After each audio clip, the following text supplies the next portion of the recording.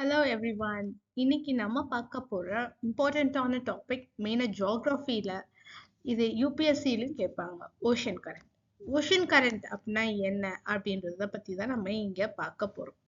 Ocean கரண்ட்னா என்ன?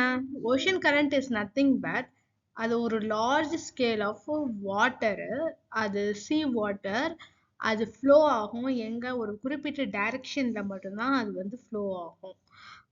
கடல் முழுக்க ஃப்ளோ ஆகும். உதாரணத்துக்கு ரிவர்ஸ்.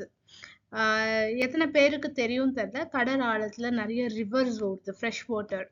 ஸோ ஓஷன் கரண்ட் இருந்து it's a flow of current inside the sea. ஓகேவா?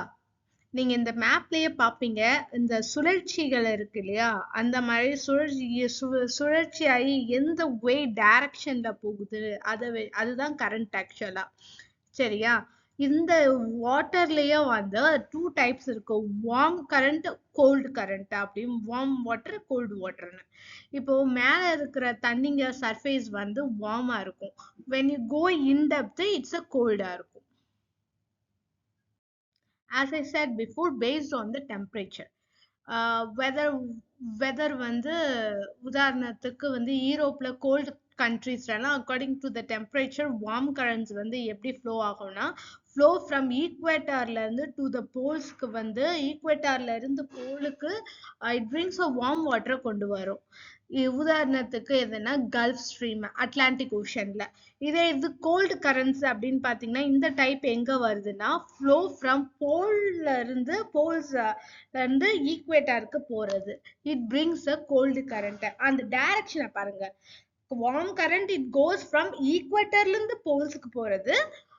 கோல்டு கரண்ட் வந்து போல்ஸ்ல இருந்து ஈக்வேட்டருக்கு வர்றது. இது மெயினா இந்த கோல்டு கரண்ட் நடக்கிறது வந்து பெரு, ஹம்போல்ட் கரண்டா பசிபிக் ஓஷன்ல இது நடக்குது.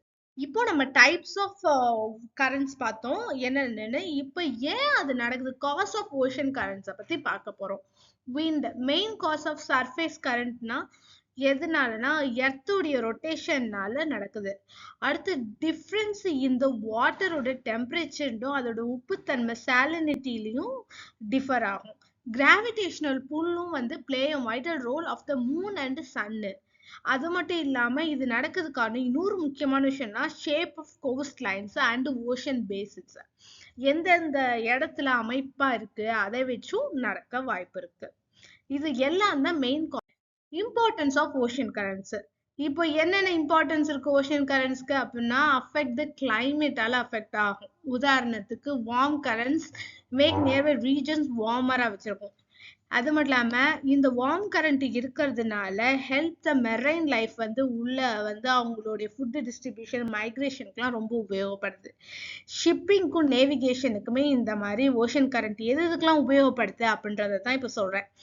இன்ஃப்ளூயன்ஸ் குளோபல் வெதர் பேட்டர்ன்ஸையும் வந்து இது வந்து ரொம்ப ஹெல்ப்ஃபுல்லா இருக்கு. என்னென்ன இதுக்கு வந்து ஓஷன் கரண்ட் எவ்வளவு தூரத்துக்கு இம்பார்ட்டண்டா இருக்கு அப்படின்றது நீங்க இங்க பார்க்கலாம்.